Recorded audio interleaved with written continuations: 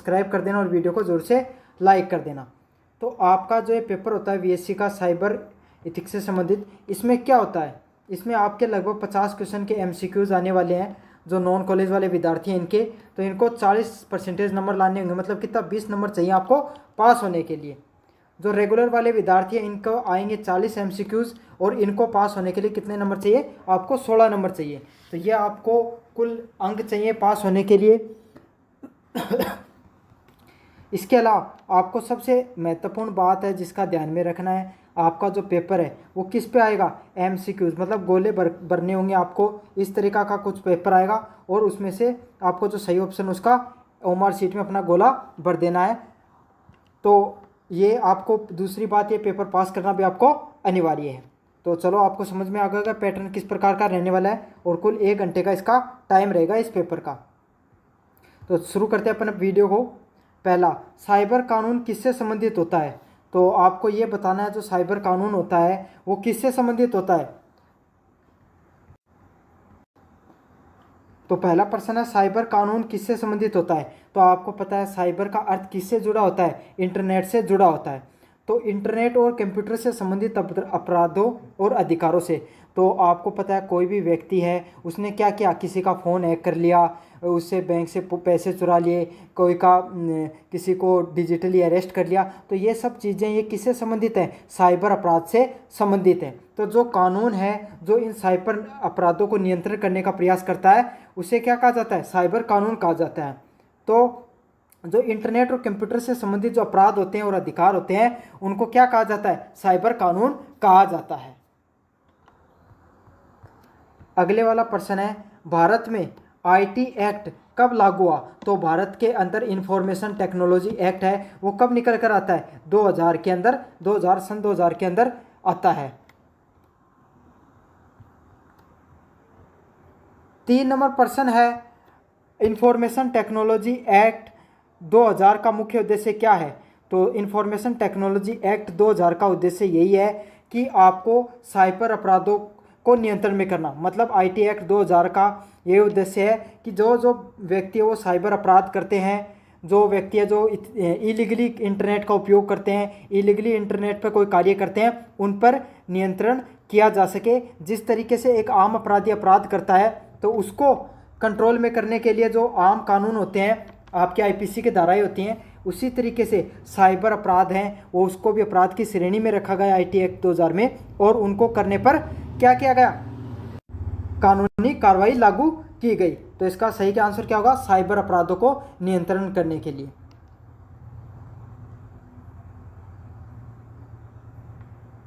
अगले वाला प्रश्न है कंप्यूटर तकनीक का आरंभिक प्रयोग क्या था। तो जो युद्ध के समय जिस प्रकार की गणनाएं की जाती थी या मशीनों को चलाने के लिए जिन कंप्यूटर का सबसे पहले जो व्यापक रूप से प्रयोग किया गया। तो जब आपको पता है द्वितीय विश्व जो अलग अलग प्रकार के विश्व युद्ध हुए थे जिसके अंदर या फिर युद्ध हुए थे उनके अंदर क्या करते थे, जो मिसाइल वगैरह हो गई या फिर जो और प्रकार का जो डाटा रखा जाता था वो कहाँ पर स्टोर किया जाता था, कंप्यूटर में स्टोर किया जाता था। तो युद्ध और गणना का अर्थ होता है कैलकुलेशन में। आपको पता है चार्ल्स पे जो फर्स्ट जनरेशन का कंप्यूटर होता था जो वैक्यूम ट्यूब पर कार्य करता था, उसका काम किस लिए बनाया गया था, उसको कैलकुलेशन करने के लिए ही बनाया गया था उस कंप्यूटर को। तो यही है, आरंभिक के कंप्यूटर कैलकुलेशन करने के लिए और युद्ध में वॉर के टाइम में काम आते हैं। 5 नंबर प्रश्न है इंटरनेट को वैश्विक पहुंच का साधन क्यों माना गया है। तो आपको पता है इंटरनेट के माध्यम से हम पूरी दुनिया से कनेक्टेड रहते हैं। अगर आप भारत में बैठे हो और ईरान में इस समय युद्ध चल रहा है, यूक्रेन में युद्ध चल रहा है और दुनिया में क्या घटनाएं घट रही हैं, हमें सारी जानकारी तुरंत पता चल जाती है। तो इससे क्या होता है, इंटरनेट का क्या फ़ायदा है कि हमारी पूरी दुनिया में पहुंच गई है, वैश्विक पहुंच हो गई है। तो इंटरनेट का प्रयोग यही है कि वह हमें पूरे विश्व भर की जानकारियों को देता है। 6 नंबर प्रश्न की बात करें साइबर न्यायशास्त्र, साइबर जूरिस्प्रूडेंस का क्या आशय है। तो जो न्यायिक सिद्धांत है उनमें इंटरनेट पर अनुप्रयोग करना। मतलब जो न्यायिक सिद्धांत है, जो न्याय से संबंधित जो कानून है, जैसे एक आम अपराधी जो अपराध करता है तो उसको किस प्रकार की सज़ा दी जाती है, उसी तरीके की बात यही की गई है कि अगर कोई गलतियां करता है, नैतिकता को नहीं अपनाता है इंटरनेट पर, तो उसको भी सज़ा दी जानी चाहिए। तो न्याय शास्त्र है जो साइबर न्याय शास्त्र वो न्यायिक सिद्धांतों का इंटरनेट पर अनुप्रयोग से संबंधित है। जिस तरीके से आईपीसी की धाराएं होती हैं आम व्यक्ति के लिए, वैसे ही साइबर न्याय शास्त्र है। 7 नंबर प्रश्न है जो न्याय शास्त्र किससे संबंधित है, तो न्याय शास्त्र है उसका क्या काम है, कानून के दर्शन से संबंधित है ये चीज़ें, कि अगर कोई व्यक्ति है वो अगर कोई गलती, अगर कोई व्यक्ति चोरी कर रहा तो उसे किस प्रकार की सज़ा मिलेगी, कोई व्यक्ति ने किसी के फ़ोन हैक करके अगर पैसे ऐंठ लिए गलती से तो उसको क्या सज़ा मिलेगी, उसी को क्या कहा जाता है, न्याय शास्त्र कहा जाता है। उसमें कोई भी व्यक्तियों के द्वारा किस प्रकार की सज़ा देनी चाहिए, क्या अपराध नहीं करने चाहिए, कौन सी चीज़ें वो अपराध की श्रेणी में आती है, ये सब चीज़ें कहाँ पर बताई जाती हैं, आपको न्याय शास्त्र में बताई जाती हैं। 8 नंबर प्रश्न है डॉक्ट्रिन अप्रोच का उपयोग क्यों किया जाता है, तो डॉक्ट्रिन अप्रोच का प्रयोग कहाँ किया जाता है, न्याय शास्त्र को सिद्धांत रूप में समझाने हेतु। तो जो आपका जो न्याय शास्त्र है जो जुरिडिक्शन से संबंधित है उसको समझाने में आपका किसका प्रयोग किया जाता है, डॉक्ट्रिन अप्रोच का प्रयोग में लिया जाता है। 9 नंबर प्रश्न है साइबर इथिक्स का क्या अर्थ है, तो साइबर इथिक्स मतलब साइबर नैतिकता से क्या संबंध होता है, तो इंटरनेट पे प्रयोग करते समय नैतिकता का प्रयोग करना। तो इंटरनेट पे नैतिकता का आप किस तरीके से प्रयोग करोगे, नैतिकता पे आप प्रयोग करोगे कि कोई भी व्यक्ति है जब उससे जब कमेंट कर रहे हो तो आप काफ़ी लोग क्या करते हैं, गालियाँ वगैरह देने लग जाते हैं, उसको पर्सनल अटैक करने लग जाते हैं। साथ के साथ इंटरनेट पे कोई गलत गतिविधि नहीं करें, तो इन सब चीज़ों से हमें बचना चाहिए इंटरनेट पर। उसे क्या कहा जाता है, साइबर इथिक्स कहा जाता है। तो इंटरनेट भी एक प्रकार की हमारी जिस तरीके से सोसाइटी है वैसे भी इंटरनेट हमारी एक सोसाइटी की तरह काम करता है, तो हमें उसमें भी एक नैतिकता का और ईमानदारी का प्रयोग करना चाहिए। 10 नंबर प्रश्न है हैकिंग करना क्या होता है, तो कोई भी चीज़ की हैकिंग करना किससे संबंधित है, एक प्रकार के साइबर अपराध से संबंधित है। लेकिन हैकिंग 2 प्रकार की होती है, एक होती है इथिकल हैकिंग और एक इलीगल हैकिंग। इथिकल हैकिंग और इलीगल हैकिंग। तो इथिकल हैकिंग क्या होती है, जैसे कि आपका कोई कंपनी है, कंपनी के अंदर आपने कोई सॉफ्टवेयर बनाया और उस सॉफ्टवेयर के अंदर कोई बग आ गया, वो सही से काम नहीं कर रहा है, तो आप क्या करोगे, उस ऐप को हैक करोगे पूरी तरीके से और उससे बग को ख़त्म करके वापस से रिस्टोर करोगे, तो इसको इथिकल हैकिंग कहा जाता है। या फिर ऐसे मान लीजिए कोई हैकर है, ठीक है, जिसने इलीगल रूप से किसी का क्या कर लिया, अकाउंट फ्रीज कर लिया, अकाउंट को कैप्चर कर लिया, तो आप क्या करोगे, आप इथिकल हैकर हो, पुलिस में हो, तो आपने उस हैकर को हैक करके उसकी इन्फॉर्मेशन निकाली, तो वो चीज़ किसके अंतर्गत आती है, इथिकल हैकिंग के अंदर आती है। और इलीगल वाला तो आपको पता है, किसी व्यक्ति की हैकिंग करके इंटरनेट का प्रयोग करके किसी व्यक्ति को चोरी कर ली या फिर किसी चीज़ का उसको नुकसान पहुंचाया, वह इलीगल हैकिंग में आता है। तो इथिकल होती है, इथिकल हैकिंग है वो पॉजिटिव हैकिंग है, मतलब कोई भी पॉजिटिव कार्य के लिए आप हैकिंग करते हो तो वो इथिकल में आती है, और गलत कार्यों के लिए कर लेते हो वो नेगेटिव में या गलत अपराध की श्रेणी में आती है। अगले वाला प्रश्न है साइबर जुरिडिक्शन का क्या संबंध है, तो साइबर जुरिडिक्शन का संबंध है कि न्यायालय ऑनलाइन विवादों को तय करने वाला क्षेत्र अधिकार से समय। तो ऑनलाइन में जो अपराध हो रहे हैं वो कौन से क्षेत्र अधिकार से संबंधित है, मतलब उसने किस प्रकार की गलतियां की है तो उसको किस प्रकार की सज़ा देनी चाहिए, ये उस चीज़ से संबंधित है। तो इसका सही आंसर क्या होगा, ऑप्शन बी। 12 नंबर प्रश्न है साइबर स्पेस क्या है, तो साइबर स्पेस वही है जो इंटरनेट पर बना वर्चुअल स्पेस, मतलब इंटरनेट है, इंटरनेट के ऊपर जो वर्चुअल स्पेस, जैसे कि मैं यूट्यूब पर पढ़ा रहा हूँ, मेरा टेलीग्राम चैनल है और वहाँ पर आप जितने भी बच्चे जुड़े हुए हो तो उनके साथ अपन जो बातचीत करते हैं वही क्या कौन सा स्पेस होता है, इंटरनेट का वर्चुअल स्पेस है। या फिर यूट्यूब के माध्यम से मैं आपको पढ़ाता हूँ और आप मुझसे रेगुलरली पढ़ रहे हो, तो ये भी क्या है, एक साइबर स्पेस की श्रेणी में आता है। वेब स्पेस का प्रयोग किस लिए किया जाता है, तो वेब स्पेस का किस लिए प्रयोग किया जाता है, किसी भी वेबसाइट को होस्ट करने के लिए। तो कोई भी वेबसाइट है आप उसको चलाना चाहते हो तो आपको क्या लेनी पड़ती है, उसकी होस्टिंग लेनी पड़ती है और क्लाउड लेना पड़ता है, क्लाउड स्टोरेज लेना पड़ता है। जैसे कि मान लो मेरी वेबसाइट है universitychampion.com और वहाँ पर मैं मेरी PDF ये अपलोड करना चाहता हूँ ताकि आप सब देख सको, तो इसके लिए मुझे क्या लेनी पड़ेगी, अमेजोन से AWS की जो सर्विसेज हैं क्लाउड होस्टिंग की वो लेनी पड़ेंगी, क्लाउड स्टोरेज की, ताकि मैं इंटरनेट पर स्पेस है वो मिल सके और मैं ये PDF डाल सकूँ। वेबसाइट को होस्ट करने के लिए जो .com वगैरह देखते हो ना आप, इसको बोलते हैं होस्टिंग। तो वेबसाइट को होस्ट करने के लिए क्या करना पड़ता है आपको, वेब स्पेस का उपयोग में लेना पड़ता है। फ्री में नहीं मिलती, मतलब ये सब चीज़ें पैसे में मिलती है। .com हो गया, ये PDF डालने का वगैरह का स्पेस है, ये सब पैसे में मिलता है आपको। वेब होस्टिंग का क्या अर्थ होता है, वेबसाइट को इंटरनेट पर उपलब्ध कराना। तो वेब होस्टिंग है, जैसे मैंने लिखा यूनिवर्सिटी चैंपियन .com, आपने देखा .in दिखा, .org देखा, तो ये क्या है,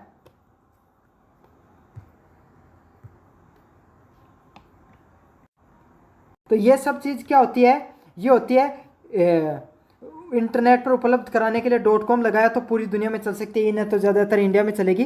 तो इंटरनेट पर कोई भी चीज़ है उसकी उपलब्धता बनाने के लिए वेब होस्टिंग का उपयोग में लिया जाता है। अगले वाला प्रश्न है, वेब होस्टिंग एग्रीमेंट में क्या शामिल होता है। तो आप किसी से वेब होस्टिंग लेते हो तो उसके एग्रीमेंट में क्या क्या शामिल होगा, सर्वर की सेवा, मतलब वो आपको सर्वर प्रोवाइड करेगा, डाटा स्टोरेज देगा और ऑप्टिमिज्म की शर्तें देगा। मतलब अगर आप कोई डाटा स्टोरेज करना चाहते हो, जैसे मैंने बताया था, मैं PDF डालना चाहता हूँ, क्लासेस डालना चाहता हूँ, ये सब चीज़ें हैं वो वेब होस्टिंग के एग्रीमेंट के तहत ही आती हैं। अगले वाला प्रश्न है, डोमेन नाम और कानूनी पहलू, domain name and legal significance का क्या महत्व है। तो क्या महत्व है डोमेन नेम का, तो डोमेन नेम यही होता है .com वाला, मैंने बताया था .com .in वगैरह। तो इसमें क्या होता है, व्यापारिक पहचान और वेबसाइट की ऑनलाइन उपस्थिति। तो .com है, मैंने पहले बताया था, इसका अर्थ क्या होगा, पूरी दुनिया में उपलब्ध होगी। .in है तो इसका मतलब वो ज़्यादातर इंडिया के अंदर पाई जाएगी। तो यही है जो लास्ट में आप देखते हो ना, www.ssc.nic.government.in, तो ये क्या, ये डोमेन नेम है, ये SSC की वेबसाइट है, ये सरकारी वेबसाइट, इसके बारे में बताता है। तो ये कोई भी वेबसाइट की जो डोमेन नेम है उसकी व्यापारिक पहचान और वेबसाइट की ऑनलाइन स्थिति के बारे में बताता है। .com और .org.in का अर्थ क्या होता है, कोई भी चीज़ का डोमेन एक्सटेंशन, तो उसका डोमेन क्या है वो इस बारे में बताता है, .com .org.in। 18 नंबर प्रश्न है, डोमेन नाम विवाद कहाँ हल होते हैं। तो ICANN WIPO एक संस्थाएं हैं, ये क्या करती हैं, डोमेन नेम से संबंधित कोई भी प्रॉब्लम आ गई उसको सॉर्ट आउट करते हैं। जैसे कि ऐसे समझ लो कि भारत में अगर आपने अपराध कर दिया तो जो आपराधिक न्यायालय होते हैं वो आपको आपका प्रॉब्लम को सॉल्व करते हैं। ऐसे डोमेन से संबंधित कोई समस्या है उसको कौन सॉल्व करता है, ICANN या WPO सॉल्व करता है। अगले वाला प्रश्न है, डोमेन स्क्वेटिंग क्या है। तो डोमेन स्क्वेटिंग होता है किसी प्रसिद्ध नाम का डोमेन खरीद कर बेचना। तो डोमेन स्क्वेटिंग भी एक मतलब एक ट्रेडिंग होती है, जैसे आप स्टॉक मार्केट में ट्रेडिंग देखते हो ना, ऐसे होती है। तो ऐसे क्या हो, जैसे कि आपने देखा कि यूनिवर्सिटी चैंपियन नाम का जो यूट्यूब चैनल है काफ़ी पॉपुलर हो रहा है, तो आपने इस नाम से क्या कर ली, होस्टिंग खरीद ली। अब मेरा कभी मन में आया कि मैं यूनिवर्सिटी चैंपियन है नाम का एक वेबसाइट बनाना चाहूँगा, तो मुझे पता चला कि ये तो आपने खरीद रखी है, तो फिर मैं आपसे कांटेक्ट करूंगा कि मुझे ना ये आप अपने ये डोमेन आपने खरीद रखा है, मुझे दो। तो आप क्या कहोगे कि मुझे तो इसके बदले में आपको क्या करना पड़ेगा, 1 लाख रुपए देने पड़ेंगे, तब मैं आपको ये डोमेन दूंगा। तो मुझे मजबूरी में वो देना होगा उस नाम के लिए। तो यही इसे क्या कहा जाता है, ये किसी प्रसिद्ध नाम के डोमेन को खरीदना या बेचने को डोमेन स्क्वेटिंग कहा जाता है। 20 नंबर प्रश्न है, डोमेन नाम का दुरुपयोग किस अधिनियम के तहत किया जाता है। तो ट्रेडमार्क अधिनियम के तहत आता है डोमेन नाम का दुरुपयोग। तो जैसे कि किसी ने यूनिवर्सिटी चैंपियन .com के नाम से मैंने बना रखी है, तो उसने क्या कर दिया, यूनिवर्सिटी चैंपियन 112 लगाकर .com लगाकर क्या कर दिया, वेबसाइट को खड़ा कर लिया, या यूनिवर्सिटी चैंपियन में के बीच में कोमा लगाकर कुछ ऐसा कर लिया। तो ये क्या होगा, इससे मेरा जो वो नुकसान होएगा। तो यही चीज़ है, ये सब चीज़ें किसके अंतर्गत आती है, ट्रेडमार्क अधिनियम के तहत आती हैं। 21 नंबर प्रश्न है, इंटरनेट की वैश्विक पहुंच का क्या लाभ होता है। तो इंटरनेट की जो वैश्विक पहुंच होती है इसका क्या लाभ होता है, वैश्विक स्तरीय जानकारी और संसाधनों तक पहुंच। तो पूरी दुनिया में जो जानकारी है वो पहुंचती है और संसाधनों तक भी लोगों की पहुंच बनती है। तो वैश्विक स्तर तक जानकारी और संसाधनों की पहुंच होती है इंटरनेट के माध्यम से। अगले वाला प्रश्न है, इंटरनेट किस प्रकार की संचार प्रणाली है। तो वैश्विक और इंटरनेट नेटवर्क आधारित प्रणाली है। मतलब इसमें क्या होती है, आपकी पहुंच है वो सारी दुनिया तक रहती है, और ये सारा किससे जुड़ा होता है, इंटरनेट नेटवर्क से जुड़ा होता है। अगला प्रश्न, इंटरनेट का दुरुपयोग क्या कहलाता है? तो इंटरनेट का दुरुपयोग है वो क्या कहलाता है? साइबर अपराध से संबंधित होता है इंटरनेट का जो दुरुपयोग है। तो जो इंटरनेट पर लोग हैकिंग कर लेते हैं, वो मैंने बता दिया, वो सब चीज़ें साइबर अपराध के तहत आती हैं। ठीक है, कोई लीगल कर रहा है, कोई गलत कमेंट कर रहा है, कोई गलत वीडियो पोस्ट कर देता है, वो भी किसके अंतर्गत आती है? साइबर अपराध से संबंधित होता है। अगले वाला पोर्शन, इंटरनेट पर पहचान चोरी क्या कहलाती है? तो आइडेंटिटी थेफ्ट कहलाती है। मतलब आपका नाम यूज करके किसी ने क्या कर दिया, कोई गलत कमेंट कर दिया या फिर कुछ गलत पोस्ट कर दी, तो वही चीज़ क्या कहलाती है? आइडेंटिटी थेफ्ट के नाम से जाना जाता है। और ये खास करके क्या होती है, बड़े बड़े सेलिब्रिटी होती है, उनके नाम से ये सब चीज़ें ज़्यादा की जाती है। उनके फेक अकाउंट बना लिए जाते हैं, उनके नाम से अलग अलग इंस्टाग्राम आइडिया बना लेंगे, तो ये सब चीज़ क्या होती है? आइडेंटिटी थेफ्ट के नाम से जाना जाता है। अगले वाला, साइबर लॉ का मुख्य उद्देश्य क्या है? तो साइबर लॉ का मुख्य उद्देश्य क्या है? ऑनलाइन अपराधों को नियंत्रित करना और डिजिटल अधिकारों की रक्षा करना। मतलब ऑनलाइन रूप से जो अपराध हो रहे हैं उन पर कंट्रोल करना और उनके जो नागरिक हैं उनके अधिकारों की रक्षा करना किसके अंतर्गत आता है? साइबर लॉ के अंतर्गत आता है। तो अब पहली यूनिट है वो आपकी खत्म हो गई। अब अपन शुरू करेंगे दो नंबर यूनिट की तरफ। इसमें पहला प्रश्न है अधिनियम का परिचय और संशोधन। तो अधिनियम है उसका जो परिचय और संशोधन के बारे में बताना है। कौन सा अधिनियम? आईटी एक्ट 2000 के बारे में। पहला प्रश्न है, सूचना प्रौद्योगिकी अधिनियम भारत में कब लागू हुआ? तो मैंने बताया आईटी एक्ट 2000 के अंदर लागू होता है। अगले वाला प्रश्न है, आईटी एक्ट 2000 का किस उद्देश्य से लागू किया गया? तो आईटी एक्ट 2000 को इस उद्देश्य से लागू किया गया ताकि इलेक्ट्रॉनिक जो लेन देन है उस पर कानूनी मान्यता देना। मतलब इलेक्ट्रॉनिक चीज़ें हैं, उसमें अगर कोई व्यक्ति अपराध करता है, कोई गलतियां करता है, कोई लेन देन करता है, ट्रांजैक्शन करता है, अगर उसमें कोई फ्रॉड करता है तो उसको क्या हो जाएगा? वो एक कानूनी रूप से अपराध माना जाएगा। तो यही है। तो जो इलेक्ट्रॉनिक लेन देन है, इलेक्ट्रॉनिक पैसे का जो लेन देन होता है उसमें कोई भी प्रकार की फ्रॉड होता है तो वो कानून के अंतर्गत आ जाएगा। अगला प्रश्न, आईटी अधिनियम का प्रमुख संशोधन कब हुआ? तो आईटी एक्ट जो 2000 था उसके अंदर प्रमुख संशोधन कब हुआ? 2008 के अंदर। क्योंकि 2008 के बाद में इंटरनेट है उसकी पहुंच और बढ़ गई और लोगों के पास इंटरनेट है वो बहुत आसानी से धीरे धीरे उपलब्ध होना शुरू हो गया। तो उससे जुड़े हुए अपराध भी बढ़ने लगे और अपराध बढ़ने लगे तो उसमें जो कानून है, जो अधिनियम है, जो सिर्फ लेन देन से संबंधित था उसका और भी विस्तार किया गया। तो अगला प्रश्न है, उत्तर नंबर क्या? 2008 आईटी एक्ट में संशोधन किया गया 2000 में, 2008 में।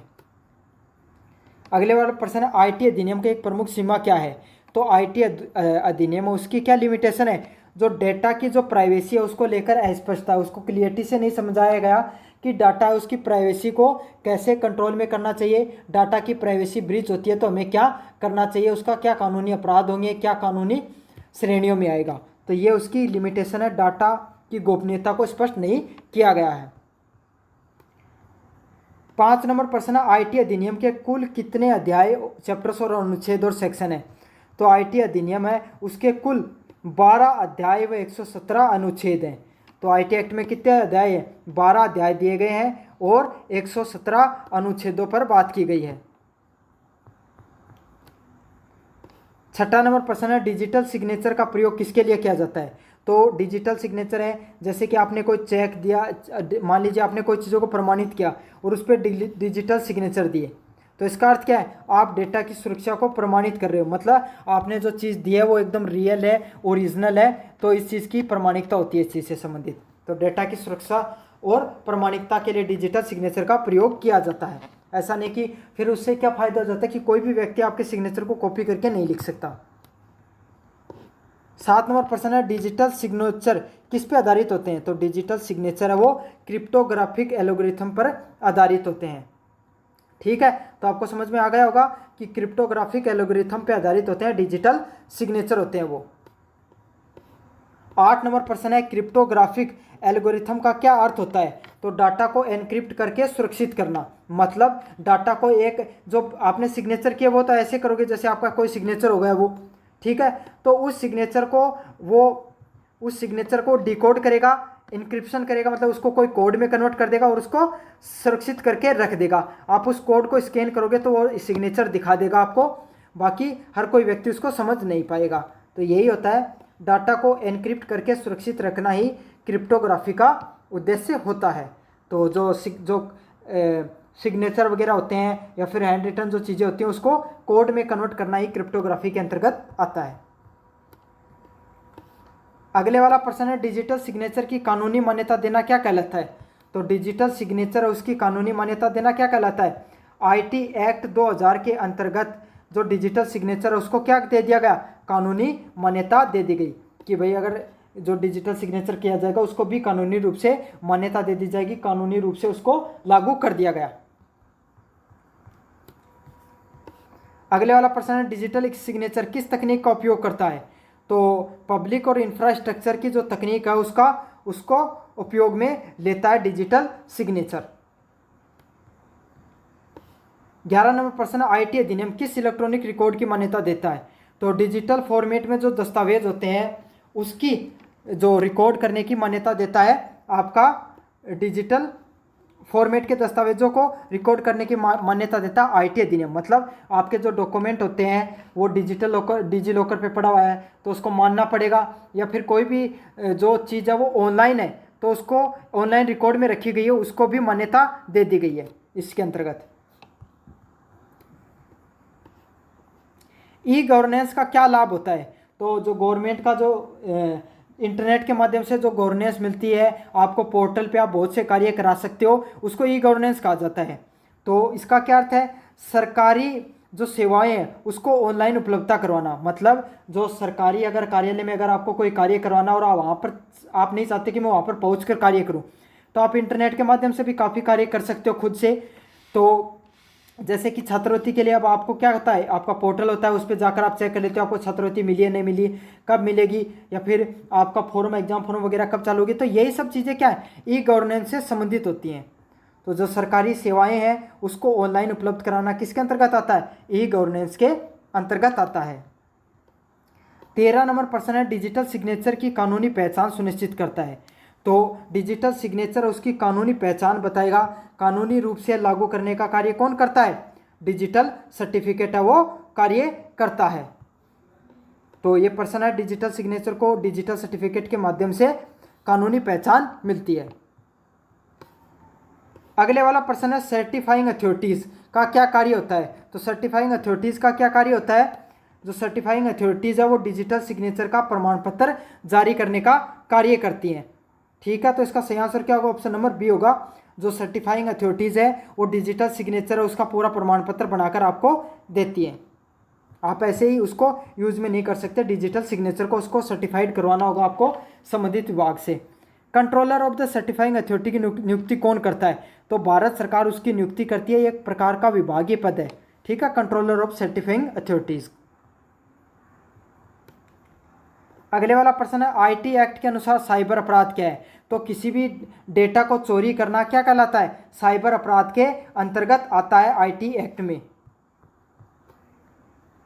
17 नंबर प्रश्न है, हैकिंग किस धारा के अंतर्गत अपराध है? तो अपराध नंबर 66 के अंतर्गत हैकिंग क्या है? एक प्रकार का अपराध की श्रेणी में आता है। तो हैकिंग है वो धारा नंबर 66 के अंतर्गत अपराध की श्रेणी में आता है। कंप्यूटर संसाधन को क्षति किस धारा के अंतर्गत आती है? मतलब अगर आपके पास जो कंप्यूटर है उसको हैक कर लिया गया, उसके डाटा को ब्रीच कर लिया गया तो उसको नुकसान पहुंचाना ये किस धारा के अपराध के अंतर्गत आता है? तो अपराध नंबर 73 के अंतर्गत, धारा नंबर 73 के, सॉरी गलत बोल गया मैं, धारा नंबर 43 के अंतर्गत जो कंप्यूटर संसाधन उसको क्षति पहुँचाना इसके अंतर्गत आता है, अपराध के अंतर्गत आता है, धारा नंबर 43 के अंतर्गत। 19 नंबर प्रश्न है, फिशिंग किस प्रकार का अपराध है? तो आप फिशिंग क्या होती है? आपको कोई लिंक भेजा गया ईमेल के माध्यम से, मैसेज के माध्यम से, और आपने जैसे ही लिंक को ओपन किया तो आपका पूरा फ़ोन हैक हो गया, आपका डाटा वो कैप्चर हो गया, सारा डाटा है वो जो हैकर है उसके पास चला गया, अब उसका वो गलत तरीके से उपयोग कर रहा है, उसी को क्या कहा जाता है? फिशिंग कहा जाता है। तो समझ में आ गया, ईमेल द्वारा संवेदनशील जानकारी है जो आपकी प्राइवेट इन्फॉर्मेशन है उसको चुरा लेना फिशिंग के अंतर्गत आता है। 20 नंबर प्रश्न है, साइबर आतंकवाद किस धारा के अंतर्गत आता है? तो साइबर आतंकवाद किस धारा के अंतर्गत आता है? धारा नंबर 66F के अंतर्गत आता है, साइबर टेररिज्म। साइबर टेररिज्म का अर्थ क्या है? आप संगठित होकर कोई भी अपराध कर रहे हो इंटरनेट से संबंधित, मतलब आपने एक ग्रुप बना दिया और उससे लोगों को डिजिटल अरेस्ट कर रहे हो, तो ये साइबर अपराध के अंतर्गत आएगा। और ये किसके, कौन सी धारा के अंतर्गत अपराध की श्रेणी में आएगा? धारा नंबर 66F की धारा के अंतर्गत आएगा। अगले वाला प्रश्न है दायित्व, न्यायाधिकरण और समाधान। ठीक है, तो ये 5वां नंबर टॉपिक है, इसके प्रश्नों को अपन देखेंगे। प्रश्न क्या है? नेटवर्क सर्विस प्रोवाइडर की क्या जिम्मेदारी होती है? तो जो नेटवर्क सर्विस प्रोवाइडर उसकी क्या जिम्मेदारी होती है? सेवा देना तथा गैर कानूनी गतिविधियों पर रोकथाम करना। मतलब जो आपको इंटरनेट की जो नेटवर्क प्रोवाइड करा रहा है वो क्या करेगा? आपको ना सिर्फ सेवा देगा बल्कि जो इलीगल कार्य होती हैं उनको भी कंट्रोल करने का प्रयास करेगा। अगर इलीगल चीजें देखेंगी तो उसको ब्लॉक कर देगा। अगले वाला प्रश्न है यदि कोई उपयोगकर्ता अवैध कार्य करता है तो नेटवर्क सेवा प्रदाता का दोष नहीं होता, वो उसने सहयोग किया। मतलब अगर कोई उपयोगकर्ता अगर कोई गलत कार्य, जैसे कि आप इंटरनेट पर कोई गलत चीज़ें देख रहे हो तो उसमें जो जियो है जिसने आपको नेटवर्क दे रखा है उसका कोई मतलब उसका कोई योगदान नहीं उस चीज़ के अंदर, तो वो जियो वो दोषी नहीं होगी, आप खुद इस चीज़ के अंदर दोषी होगे। तो यही होगा, दोषी नहीं, जो नेटवर्क प्रदान करता है वो दोषी नहीं होगा क्योंकि उसका कोई सहयोग नहीं होता, उसका काम सिर्फ नेटवर्क देने का ही होता है। अगले वाला प्रश्न है साइबर मामलों की सुनवाई के लिए विशेष प्राधिकरण है। तो साइबर मामलों के लिए कौन सा होता है? साइबर रेगुलेशन अपीलीय न्यायाधिकरण। तो साइबर रेगुलेशन न्याय का अलग से कोर्ट होता है, उसका क्या नाम होता है? साइबर रेगुलेशन अपीलीय न्यायाधिकरण के नाम से जाना जाता है। अगले वाला प्रश्न IT एक्ट में के तहत दंड कौन तय करता है? तो IT एक्ट के अंदर आपने कोई अपराध कर दिया उसको कौन देखेगा? तो नियुक्ति अधिकारी एडजस्टिंग ऑफिसर होता है, वो देखता है कि आपने क्या जो गलती करी है, जो आपने अपराध किया वो सही है या गलत है, तो आपको कौन सा दंड देना चाहिए आपने अपराध किया तो। 25 नंबर प्रश्न IT एक्ट 2000 ये किस अंतर्राष्ट्रीय संधि को प्रेरित करता है? तो ये किसको करता है? UNCITRAL मॉडल को लॉ ऑफ ऑन ई-कॉमर्स से संबंधित जो है संधि है उसको क्या करता है? IT एक्ट 2000 है वो इस संधि से प्रेरित है, UNCITRAL model law of e-commerce. तो ये थी आपकी यूनिट नंबर 2 इससे संबंधित महत्वपूर्ण MCQs रही। अब अपन देखेंगे यूनिट नंबर 3 से संबंधित। तो अगले नंबर प्रश्न की बात करें यूनिट नंबर 3 की तरफ, साइबर इथिक्स का मुख्य उद्देश्य क्या होता है? तो साइबर इथिक्स है साइबर नैतिकता किससे संबंधित होती है? ऑनलाइन व्यवहार को नैतिक दिशा देना। मतलब जब आप इंटरनेट का प्रयोग कर रहे हो तो उसको नैतिक रूप से करो, आप ऐसे नहीं उसमें कुछ इलीगल कार्य करने लगे, आप हथियार बेचना शुरू कर दिया, आपने ड्रग्स बेचना कर दिया, तो ये किसकी श्रेणी में आएगा? अपराध की श्रेणी में आ गया। आप किसी के कमेंट में जाकर स्पैम करने लगे गलत चीज़ें, तो ये सब चीज़ें किसकी श्रेणी में आती है? साइबर नैतिकता की श्रेणी में, अनैतिकता की श्रेणी में आती है। नैतिकता में आपको इंटरनेट को अच्छे से यूज करना चाहिए, क्योंकि इंटरनेट भी एक हमारी सोसाइटी की तरह होता है। जैसे हम सोसाइटी में रहते हैं तो वहाँ पर क्या करते हैं? अच्छे से रहते हैं, नैतिकता से रहते हैं, वैसे इंटरनेट पर भी आपको रहना चाहिए। अगले वाला प्रश्न है साइबर कानून की आवश्यकता क्यों पड़ी? तो इंटरनेट पर अपराध करते हैं और अनुशासनहीनता को रोकने के लिए। मतलब इंटरनेट पर जो अपराध होता है और जो अनुशासनहीनता होती है उसको कंट्रोल पर करने के लिए साइबर अपराध की आवश्यकता है वो पड़ी है। तीसरा नंबर प्रश्न है साइबर अपराध किसका उदाहरण है? तो साइबर जो क्राइम है वो किसका उदाहरण है? अनैतिक कार्यों से संबंधित है। मतलब कोई आदमी है वो इथिकल हैकिंग वगैरह करता है, गलत कार्य करता है इंटरनेट पर, मैंने जैसे उदाहरण बताई थी, हैकिंग वगैरह करने लग गया, ड्रग्स वगैरह बेचने लग गया, कोई गलत कार्य करने लगा, पायरेसी करने लग गया, तो उस चीज़ को कंट्रोल में करने के लिए साइबर अपराध से संबंधित कानूनों को लागू किया गया। तो यही है साइबर अपराध का क्या उदाहरण होता है? अनैतिक कार्य करना। अगला प्रश्न है सूचना समाज में नैतिकता को क्यों महत्व देती है? क्योंकि डिजिटल व्यवहार के लिए दिशा निर्देश आवश्यक है। क्योंकि आप कंप्यूटर पे आपको इंटरनेट पर कैसे किस तरीके से व्यवहार करना ये जानना भी ज़रूरी है। जैसे समाज में रहते हो तो आपके माता पिता आपको धीरे धीरे चीज़ें समझाते हैं कि आपसे बड़े हैं, इनको आपका आदर करना चाहिए, समाज में ऐसा रहना चाहिए, समाज में हमें ऐसा व्यवहार करना चाहिए। वैसे ही हमें इंटरनेट पर कैसा व्यवहार करना चाहिए ये सूचना समाज की नैतिकता पर से पता चलता है। समझ में आ गया आपको? अगला प्रश्न है डिजिटल फुटप्रिंट किससे संबंधित है? तो ऑनलाइन किसी भी प्रकार की आप गतिविधियां करते हो उसको रिकॉर्ड किया जाता है। ठीक है, कहाँ पर? जैसे आपकी सर्च हिस्ट्री होगी उसमें रिकॉर्ड कर लिया गया, या जो जो स्टोर होते हैं, क्लाउड स्टोरेज रहता है कंपनियों का, वहाँ पर डिजिटल फुटप्रिंट्स को स्टोर किया जाता है। तो अगर आपने कोई इलीगल कार्य किया गया और आपने चैट पूरी डिलीट कर दिया, फिर आपने जो जो साक्ष्य मिटा दिया, तो कंपनियां क्या करेंगी? सरकार कहेगी कि उस कंपनी से मुझे डाटा दो, उस व्यक्ति का मुझे इसलिए चाहिए, तो वो कंपनियां वो डाटा आपको देती हैं ताकि आपका जो आपराधिक गतिविधि है वो पकड़ में आ सके।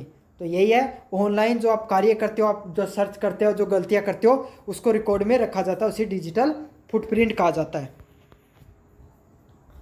अगले वाला प्रश्न है, नैतिक साइबर व्यवहार में कौन सा कार्य है? तो इंटरनेट को ईमानदारी से प्रयोग करना, इंटरनेट पे सही व्यवहार करना ही साइबर नैतिकता से संबंधित है।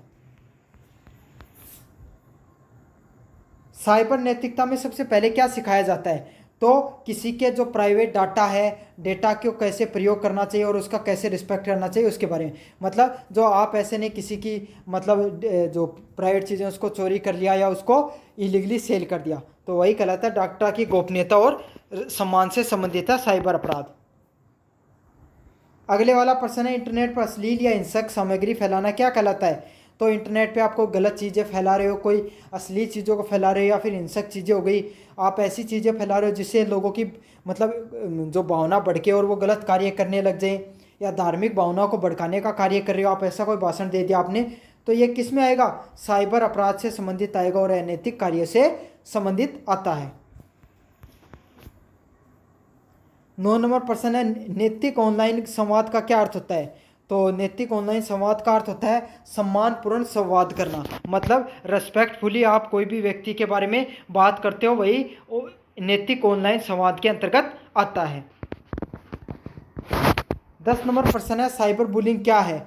तो कोई भी व्यक्ति है उसको ऑनलाइन धमकी देना, ट्रोलिंग करना या उसका मानसिक रूप से उत्पीड़न करना क्या कहलाता है? साइबर बुलिंग से संबंधित होता है। मतलब जैसे कि डिजिटल अरेस्ट के मामले आपने सुने होंगे, लोगों को क्या कर लेते थे?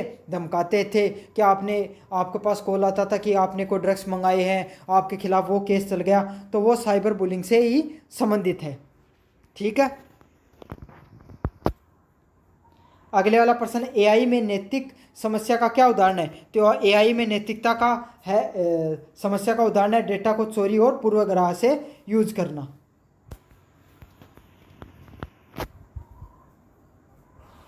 12 नंबर प्रश्न है, एआई की नैतिकता का मुख्य सिद्धांत क्या है? तो एआई की क्या नैतिकता होती है कि वो कोई भी फैसला लेगी वो मानव की हितों के फैसले लेगी, मतलब वो ऐसा कार्य नहीं करेगी। अगर किसी ने पूछा कि बम कैसा बनाना चाहिए तो एआई उसको नहीं बताएगी क्योंकि यह खतरनाक हो सकता है। तो यही है, एआई मानव के हितों की हमेशा रक्षा करेगी। एआई एथिक्स में बेसिक्स किसका संकेत होता है? पक्षपात या भेदभाव का। तो बायस का अर्थ है, तो एआई को आपने पूछा कोई भी समाज के बारे में और वो उसके मतलब पक्षपातपूर्ण जवाब देती है, तो वही क्या कहलाता है? एआई बायस का कहलाएगा। समझ में आ गया? एआई कोई पक्षपातपूर्ण चीज़ें, जैसे डीपसीक को पूछा आपने, डीपसीक का वो किसका है? चाइना का है, तो उसके चाइना के बारे में पूछा तो उसने चाइना की बढ़ाई कर दी और भारत से कंपैरिजन करने पर उसने भारत की थोड़ी कमियां निकाल दी। तो इसका यही अर्थ है कि वो थोड़ा चाइना के प्रति ज़्यादा बायस है। अगले वाला प्रश्न है, एआई नैतिकता में गोपनीयता का उल्लंघन कब होता है? जब एआई बिना सहमति के व्यक्तिगत डाटा को संग्रहित करे। जब एआई आपसे बिना पूछे आपके डाटा को यूज करके आपके डाटा को उपयोग किया जाता है, उसी को क्या कहा जाता है? एआई की में नैतिकता की गोपनीयता का उल्लंघन कहलाता है। जैसे आप क्या सर्च करते हो, आपकी क्या सर्च हिस्ट्री है, उस हिसाब से एआई ने आपका डाटा को कलेक्ट कर रखा है, गूगल वगैरह ने उसको एआई पे डाल दिया, तो एआई को सब पता चल गया आपके बारे में। अब उसका प्रयोग करके कोई भी व्यक्ति सूचना निकलवा सकता है आपके बारे में। तो यही है, एआई की नैतिकता का उल्लंघन आ गया इस चीज़ में। 15 नंबर प्रश्न है, एक्सप्लेनेबल एआई का उद्देश्य क्या होता है? तो एक्सप्लेनेबल एआई का उद्देश्य यही होता है, एआई जो निर्णय लेगी उसे पारदर्शी बनाना। मतलब एआई के द्वारा जो निर्णय लिए जाएंगे उसे एकदम बायस फ्री, पक्षपातपूर्ण बनाना, निष्पक्ष फैसले ले सके, निष्पक्ष आपको जवाब दे सके, इसीलिए एक्सप्लेनेबल एआई का उद्देश्य एक्सप्लेनेबल एआई नामक चीज़ को बनाया गया, ताकि वो कोई प्रकार की बायस नहीं रहे, एकदम जो सही चीज़ें हैं, पारदर्शी चीज़ें वो लोगों को बताई। अगले वाला प्रश्न है ब्लॉकचेन क्या है। तो ब्लॉकचेन क्या होती है? एक विकेंद्रित व सुरक्षित डाटा प्रणाली। मतलब एक विकेंद्रित क्या होती है? सेंट्रलाइज सुरक्षित डाटा प्रणाली होती है। नहीं, विकेंद्रित का था डिसेंट्रलाइज। डिसेंट्रलाइज मतलब कि ऐसी प्रणाली होती है जिसमें सभी, जैसे मान लीजिए जो ब्लॉकचेन है वो किससे संबंधित होती है? वो पॉकेट फॉर्म में होती है, छोटे छोटे पॉकेट फॉर्म में होती है। तो जो मान लो अलग अलग pocket A B C D है, तो ए पॉकेट के द्वारा जो काम किया जा रहा है, जो कोड के द्वारा काम किया जा रहा है, वो सी को नहीं पता। सी कोड के ने क्या काम किया, किसको क्या भेजा, वो बी को नहीं पता।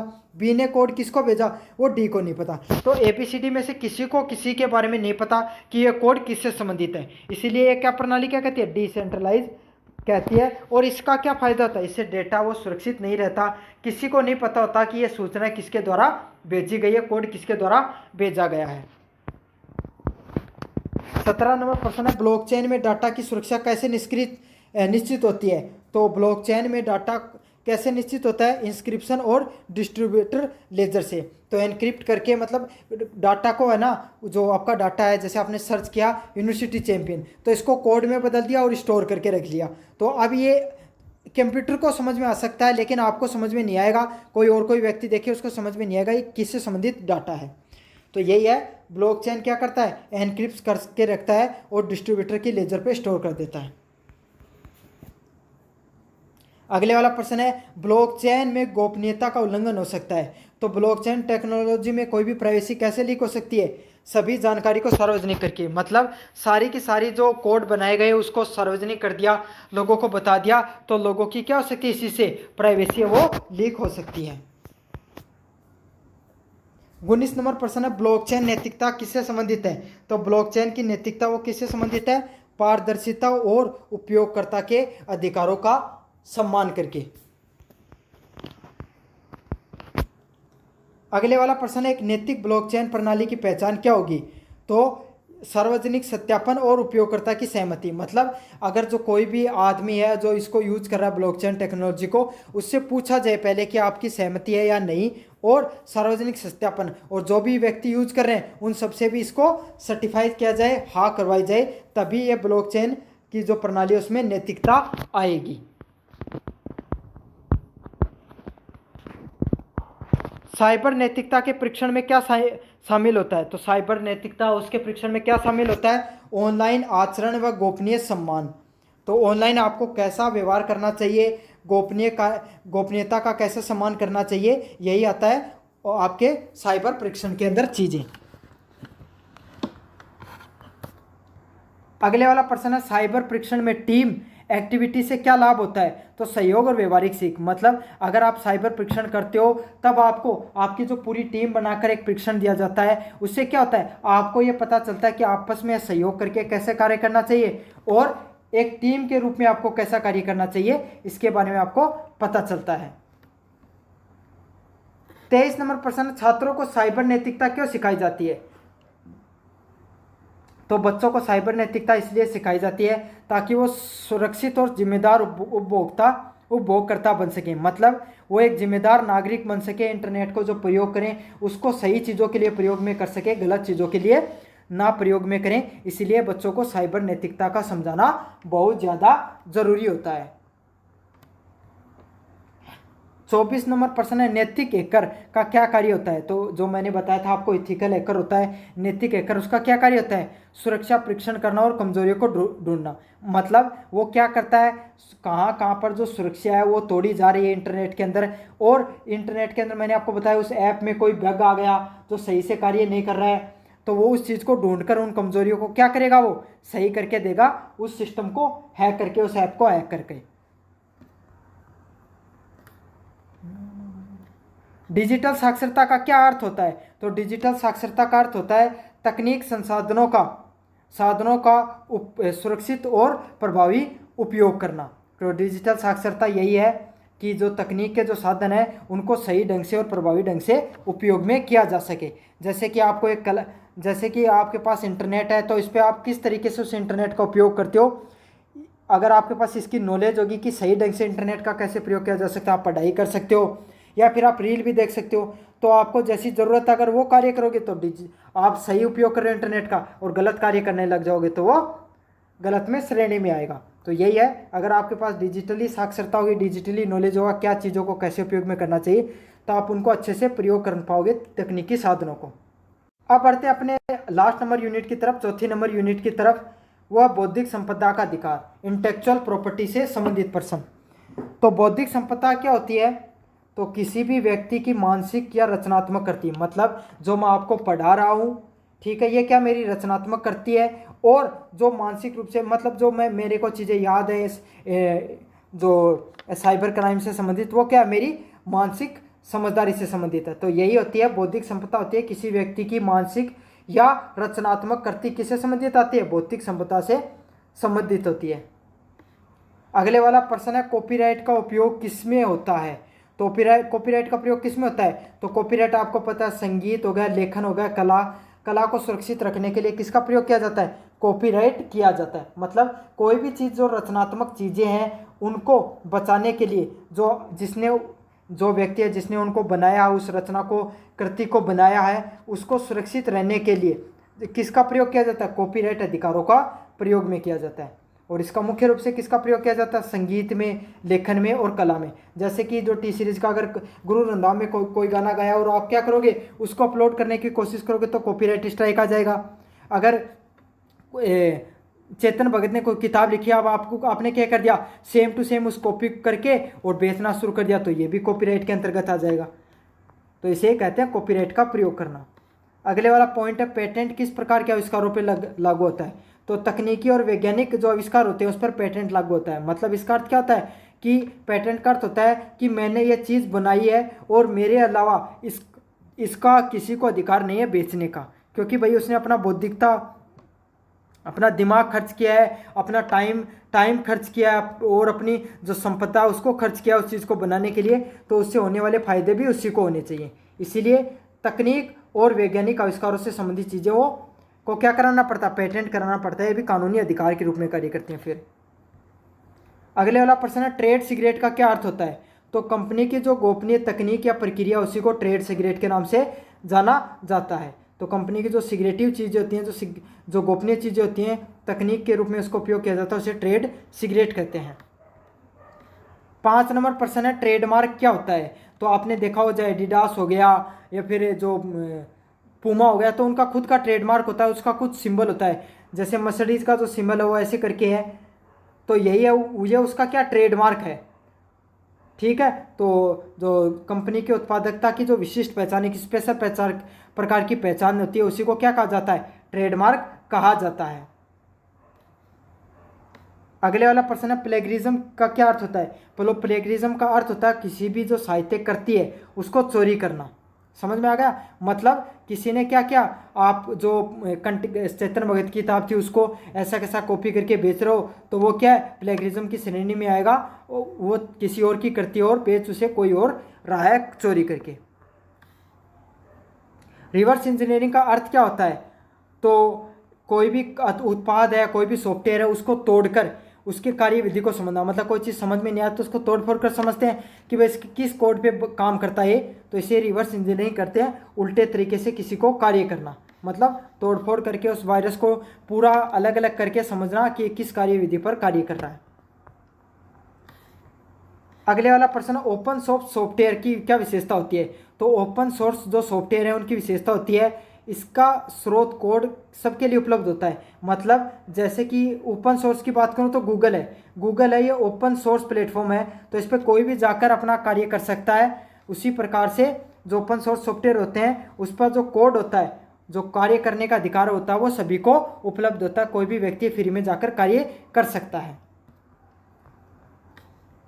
9 नंबर प्रश्न है, ट्रेडमार्क उल्लंघन का क्या अर्थ है? तो बिना अनुमति के किसी ब्रांड का उपयोग करना ट्रेडमार्क उल्लंघन के अंतर्गत आएगा। तो ऐसा नहीं कि आपने एडिडास का एबीबास बना लिया, तो ऐसा नहीं कर सकते आप, ये ट्रेडमार्क उल्लंघन के तहत आता है। वरना तो हर कोई व्यक्ति जियो के नाम से अपनी चीज़ें बनाना शुरू कर देगा, रिलायंस के नाम से। साइबर स्काउटिंग का क्या अर्थ होता है?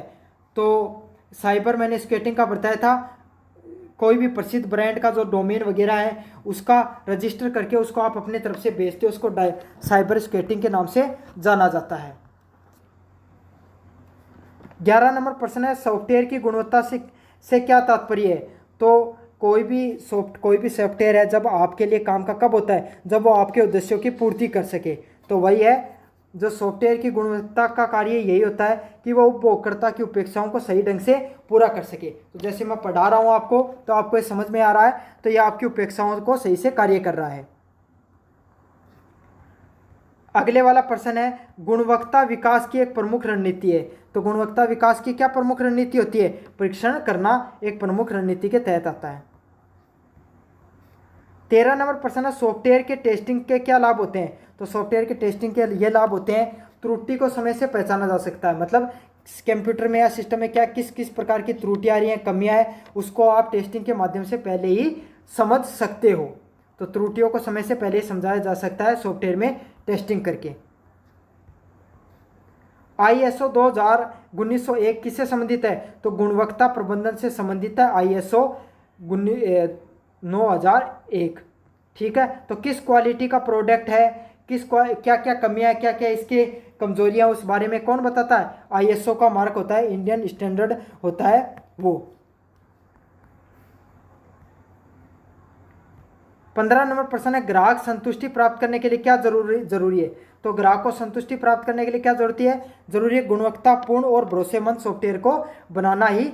अगर आप ऐसा सॉफ्टवेयर बनाओगे जो सुरक्षित है, ग्राहकों को संतुष्ट कर रहा है, तो वही क्या कहलाता है? ग्राहकों को। अगले वाला है, कॉन्टीजेंट वर्कर कौन होते हैं? कॉन्टीजेंट वर्कर कौन होते हैं? जो अस्थायी व आवश्यकता अनुसार कार्य करते हैं। तो जो गिग वर्कर होते हैं ना, गिग वर्कर जो अमेजोन वगैरह पे चीज़ें बांटते हैं, या फिर फ्लिपकार्ट स्विगी से संबंधित जो वर्कर होते हैं उसे गिग वर्कर्स कहा जाता है। उन्हें कॉन्टीजेंट वर्कर भी कहा जा सकता है। वो क्या होते हैं? अस्थायी होते हैं और उनकी ज़रूरत होती है, उसी हिसाब से उन्हीं को प्रयोग में लिया जाता है। HIB वीज़ा है, ये कौन सा वीज़ा है? तो ये काफ़ी पॉपुलर वीज़ा है अमेरिका में कुशल विदेशी कामगारों के लिए वीज़ा। मतलब अगर आप बहुत बड़े साइंटिस्ट हो और आप अमेरिका में जाकर कार्य करना चाहते हो, तो आपका अमेरिका का H-1B जो वीज़ा है वो मिल जाएगा। और ये मिलता उन्हीं लोगों को है जिनको जो बहुत ज़्यादा मतलब कोई अच्छे कारीगर हैं या विदेशी काम करना चाहते हैं, जिनको अमेरिका की ज़रूरत है, अमेरिका को उनकी ज़रूरत है, तो उन्हीं को दिया जाता है। इसका बहुत से फ़ायदे होते हैं। 18 नंबर प्रश्न, आउटसोर्सिंग का क्या मतलब होता है? तो कार्यों को बाहरी एजेंसियों के द्वारा कराना। मतलब जैसे कि आज के समय जो प्राइवेटाइजेशन की जो बातें चल रही हैं कि प्राइवेट कंपनियों के द्वारा कोई कार्य कराया जाता है, तो उसी का अर्थ क्या होता है? आउटसोर्सिंग होता है। 19 नंबर प्रश्न, आउटसोर्सिंग का एक प्रमुख लाभ क्या है? तो कम लागत पर और विशेषज्ञता तक पहुंच। मतलब कम लागत में आप बढ़िया काम करवा सकते हो आउटसोर्सिंग करके। तो आपको पता है भाई, अगर एक ही व्यक्ति से कार्य कराओगे तो ज़्यादा पैसे लेगा, तो और अगर आप किसी दूसरे व्यक्ति से करवाने लग जाओ तो कम लेगा। तो वही है, आउटसोर्सिंग ये होता है कि प्राइवेट कंपनियां जब कार्य करती हैं तो जल्दी भी करती हैं, कम पैसे में भी करती हैं और बढ़िया काम भी करके देती हैं। तो वही है, आउटसोर्सिंग कम लागत और विशेषज्ञों की पहुँच पहुँचती है। आउटसोर्सिंग का नैतिक खतरा क्या है? डेटा सुरक्षा का उल्लंघन। लेकिन आउटसोर्सिंग कराओगे तो उस कंपनी के पास आपका डेटा जाएगा, तो उसका लीक होने का खतरा रहता है। तो डेटा का उल्लंघन होने का खतरा रहता है आउटसोर्सिंग से। 21 नंबर प्रश्न है, विसल ब्लोइंग का क्या अर्थ होता है? तो विसल ब्लोइंग का अर्थ होता है संगठन के अंदर किसी अनैतिक या अवैध कार्य की सूचना देना। वो किसके अंतर्गत आता है? विसल ब्लोइंग के अंतर्गत आता है। अगले वाला प्रश्न है, विसल ब्लोअर का क्या कार्य होता है? तो विसल ब्लोअर यह कार्य करता है कि आपकी संस्था के अंदर किसी प्रकार का कोई भ्रष्टाचार तो नहीं चल रहा है, कोई गलत कार्य तो नहीं हो रहे हैं, कोई लीगल कार्य तो नहीं हो रहे हैं। तो ऐसे कार्य होते हैं तो विसल ब्लोअर उनको क्या करता है? बताने का कार्य करता है कि यहाँ पर ये सब कार्य हो रहे हैं। 23 नंबर प्रश्न है, ईमानदार विसल ब्लोअर को सुरक्षा किस अधिनियम के अंतर्गत की जाती है? तो विसल ब्लोअर प्रोटेक्शन एक्ट के तहत उसको, जो विसल ब्लोअर होता है, जो एक आपकी जो इंस्टीट्यूट होता है उसके अंदर कमियां बताने का कार्य करता है, उसको क्या करती है? सुरक्षा प्रदान की जाती है। ये उस संस्था का कार्य होता है या फिर उस जो सरकारी संस्था उसका कार्य होता है विसल ब्लोअर को सुरक्षा प्रदान करना। 34 नंबर प्रश्न है, नैतिक विसल ब्लोइंग की क्या शर्त होती है? तो जो नैतिक विसल ब्लोइंग की जो शर्त होती है, सार्वजनिक हितों को ध्यान में रखना। 25 नंबर प्रश्न है, एक प्रभावी नैतिक निर्णय के लिए क्या आवश्यक है? तो एक प्रभावी नैतिक निर्णय से संबंधित मूल्यों को और जिम्मेदारियों को पालन करना। तो ये सब था आपका साइबर क्राइम से संबंधित प्रश्न। आपको कैसा लगा वीडियो आप जरूर से बताना और चैनल को जरूर से सब्सक्राइब कर देना अगर आपने अभी तक वीडियो को पूरा देखा है तो धन्यवाद।